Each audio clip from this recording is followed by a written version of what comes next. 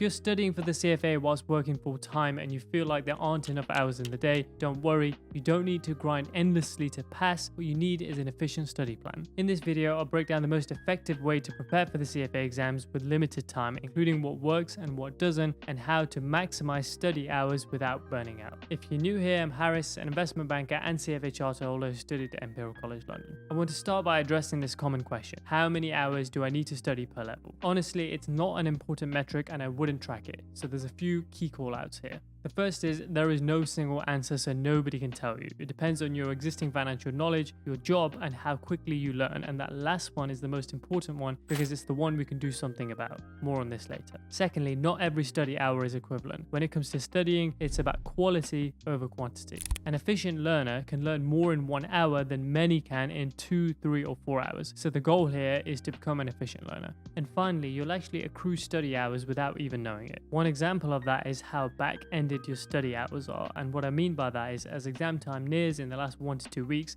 assuming you do 8 hours a day, you can easily rack up 50 to 100 hours of studying just in that time frame. So although 300 hours sounds like a lot, if you're going to do up to 100 hours in the last couple of weeks, it's a much more achievable target. But as I said, don't worry about that, and I certainly wouldn't track it. Instead, focus on studying as efficiently as possible. So let's discuss that. Now, it's worth highlighting that there are 3 phases of learning: understanding, retention, and application. At the beginning, we go through the process of familiarizing and committing things to short-term memory, which is the understanding phase. Then we move on to retaining and applying the concept, and this involves moving it from short-term memory to long-term memory. And at this point, we internalize it, and this is achieved through reviewing and problem solving. Now, there are 2 big mistakes that candidates make. The first is adding an administration phase before the understanding phase, so you end up with 4 phases, and administration is time-consuming. What I mean by administration is making notes, underlining, highlighting, summarizing, and so on. This takes the most time out of any of the phases and is actually the most useless. Now, there's a fair amount of science to back this up. I'm not going to go through it, but I've linked an article below if you're interested. But the essence is you simply can't write as fast as you can think, so writing is a bottleneck to your progress. So you need to totally eliminate this phase and focus on understanding and internalizing the concepts. The second mistake is not moving on to the retention and application phases fast enough. Too many people spend time hopping around, dilly-dallying, passively rereading, and not enough time cementing and applying the concepts. And that kind of comes from a fear of actually having to test your understanding. So this is a key thing that's missing from many people's preparation and is a root cause of failure. So how do you address this? Well, I'll cover that over the course of this video, but before I do, it's worth emphasizing that in order to study efficiently, you need to optimize your environment and your circumstances. So the first thing is to pick a study environment that allows you to lock in and does not have distractions. Importantly, get your phone as far away from the desk as you possibly can, because this is the single biggest distractor and it will slow you down, and the objective here is to maximize the efficiency of our study sessions. Also, morning study sessions before work are the best because this is when you are biologically freshest and life is yet to get in the way. So generally speaking, this is when I recommend you study. In terms of the length of study sessions, 90 to 120 minutes is optimal. After this, you begin to burn out, and within that, I would split it up into 2 or 3 max 45-minute sessions. The objective here is to set a timer, sprint for 45 minutes, and then rest. Get away from the desk, walk, stretch, get the blood flowing, come back and go again. And importantly, in that break, don't start to absorb social media and other sources of information because it really messes with your internal RAM, i.e. your brain's bandwidth and space to think. So allow yourself some clarity and come back and study again. And as ever, consistency is crucial. 1 to 2 hours a day, 4 to 5 times a week over a 6-month period is optimal. Cramming for 8 hours on the weekend is just not going to be effective because, as I said, after 90 to 120 minutes, you're tired, you're not going to study effectively.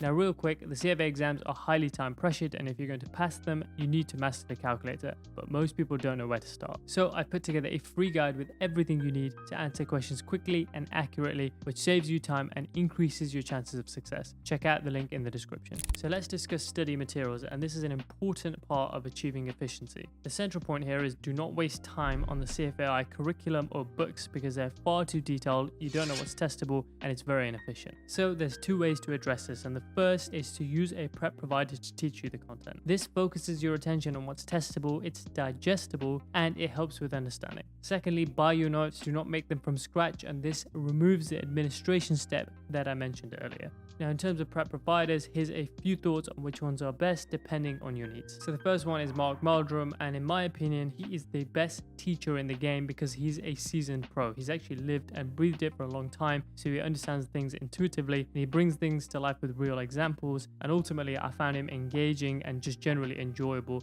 to learn from. He also provides review videos which are important, and he also provides seminars on conceptually challenging material. And he's pretty much the only prep provider that I've seen do this, and I think it really helps bring certain things together, particularly at level 2 and 3. Now, in terms of considerations, he's arguably too detailed for some people. He's definitely better if you want to understand things deeply or you want to become better at your job, i.e. you're a bit of a purist, but less so if you simply want to pass the exam. Also, his notes aren't the best. He provides printout slides which you can annotate, but I don't think it covers enough of the curriculum. So if you do opt for Mark Meldrum, I would supplement with IFT notes, which we'll cover next. So IFT is an alternative provider, and their entire program is underpinned by the active learning principle, whereby it summarizes and tests you on the concepts that you've just studied throughout to reinforce them. Their lectures are digestible and to the point and cover exactly what you need for the exam, and I think this is actually one of their competitive advantages. The videos, even at level 2 and 3, are nicely segmented, so you can do them in one sitting rather than some alternative providers where their videos can be much longer. Their notes are superb. I've said this many times. I think they're arguably the best in the game. And their high yield package provides review videos and condensed lecture notes that apply the 80-20 rule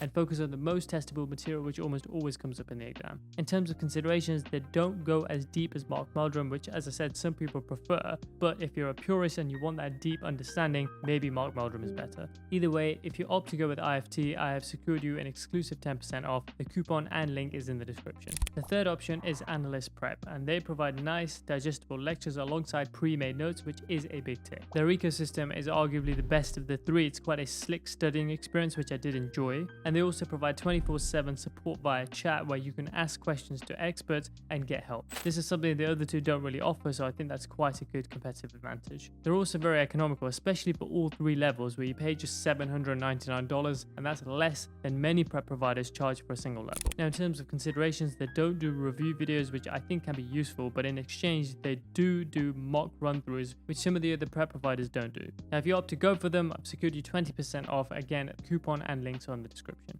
Okay, let's now discuss your study plan. And here the full focus needs to be on understanding. Don't waste time highlighting, underlining, and just looking busy.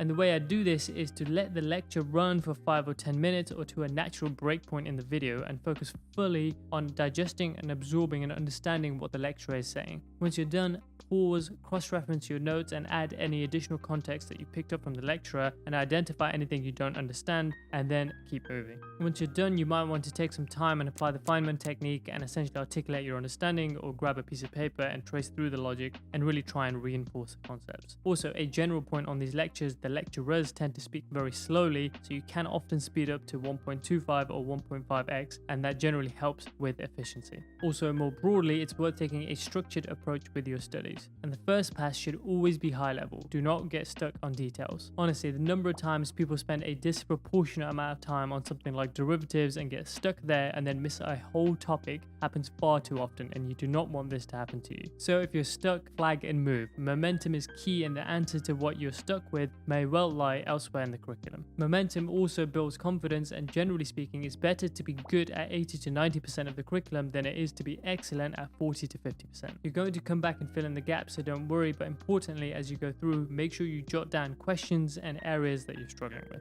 If you've done that part effectively, the second time you come back to it, you'll have a targeted way of reviewing the content. You also want to employ distributed learning and spaced repetition. And the point here is that you want to factor in reviews and end of chapter questions, particularly as you begin to forget things. Now, you can use a tracker to help you with this, and I would rate the confidence on that, and otherwise you might want to dedicate weekends to reviews and end of chapter questions. Once you've seen content for the second time, i.e. you've done a review, at this point you definitely want to ramp up questions. Even if you're not comfortable with it, at this point it's about converting that knowledge into application, so this may well happen a number of months out from the exam, but ultimately, as those last 2 months approach, the vast majority of your time should be questions. And you want to use your performance during this practice to help guide your reviews, i.e. make sure you debrief, check the mark scheme, and identify where you have gaps and go back and review. Now, if you want to see exactly how this is applied to the CFA curriculum, including detailed tutorials, study with me sessions, and tools and resources to help supercharge your learning, I have something perfect for you. Check out the first link in the description. The last thing I want to touch on is reviews themselves. If you want to speed up retention of information, you need to test yourself as much as possible, i.e. employ active recall. Passively rereading information is a waste of time, so don't do this. Remember, the objective here is to be as efficient as possible. So instead, reviewing should kind of take 3 forms. And the point is the content should always be reviewed in the context of a question. So either use the questions list that you have been building, do quizzes, or do end of chapter questions. If whilst doing these, something still doesn't make sense, then you're actually not in the retention or application phase, you're still in the understanding phase. At this point, you may want to watch a review video, or if it's really difficult, go back to the full lecture, but I would only do this in a targeted way for things that you're really struggling with. As I said, in the last 6 to 8 weeks, you definitely want to ramp up questions, and in the last 4 weeks, it's almost exclusively questions. So there you have it. This is how you can study much more efficiently. If you like this, you're going to love